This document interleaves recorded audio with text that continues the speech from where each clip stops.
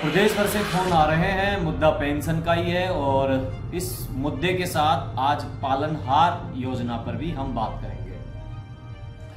सबसे पहले तो मुझे ये बताइए, जो राजस्थान के दिव्यांग है, किस किस की पेंशन उनके खाते में आ गई है और किस किस की पेंशन अभी तक उनके पास नहीं आई है।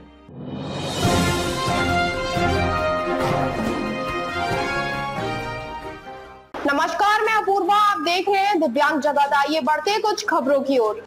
साथियों नमस्कार, कैसे हैं आप सब। एक बार फिर से आप सभी का आपके अपने दिव्यांग जगत परिवार की तरफ से हार्दिक अभिनंदन, स्वागत आपके दिव्यांग जगत प्लेटफॉर्म पे। प्रदेश भर से फोन आ रहे हैं, मुद्दा पेंशन का ही है और इस मुद्दे के साथ आज पालनहार योजना पर भी हम बात करेंगे। सबसे पहले तो मुझे ये बताइए, जो राजस्थान के दिव्यांग है, किस किस की पेंशन उनके खाते में आ गई है और किस किस की पेंशन अभी तक उनके पास नहीं आई है। पेंशन एक बहुत बड़ा मुद्दा है और मेरे पास जो फोन आ रहे हैं प्रदेश भर से कि सर ये क्या हो रहा है। आज प्रधानमंत्री नरेंद्र मोदी भी अपना जन्मदिन मना रहे हैं, लेकिन दिव्यांगों के खातों में उनकी पेंशन नहीं आई है। इन्हीं दो मुद्दों पर आज हम बात करेंगे, पेंशन और पालनहार योजना के लिए। कुछ सुझाव मैं आपसे लूंगा, कुछ सुझाव आप मुझे देंगे। सबसे बड़ा जो मुद्दा इस वक्त राजस्थान में है वो है पेंशन का मुद्दा, क्योंकि लाखों लोग ऐसे हैं जिनका जीवन पेंशन के सहारे चल रहा है। मेरे पास एक आंकड़ा आया है, वो राजस्थान के सिक्कर जिले का है कि वहां पर 3 लाख से ज्यादा लोगों को अभी तक पेंशन का इंतजार है।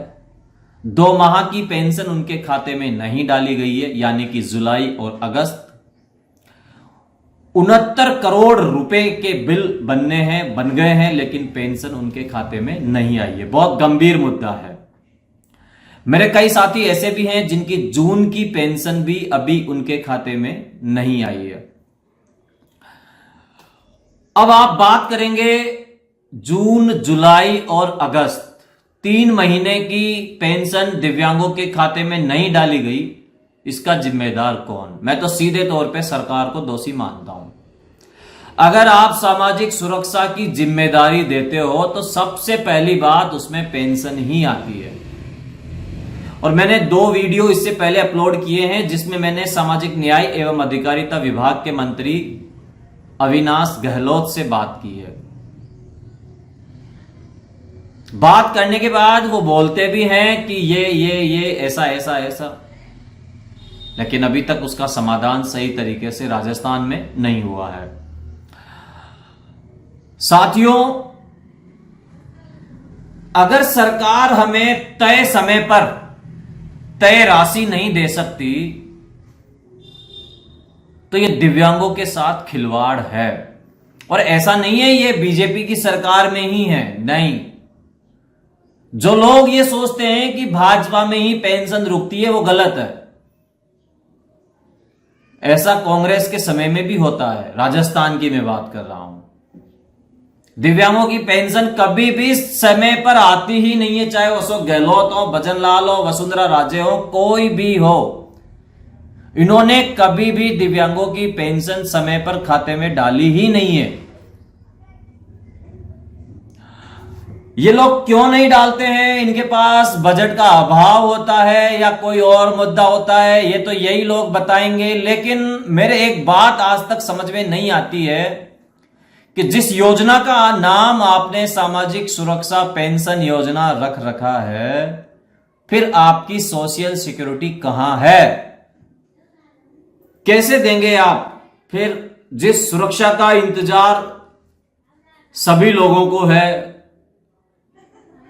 और पेंशन से ही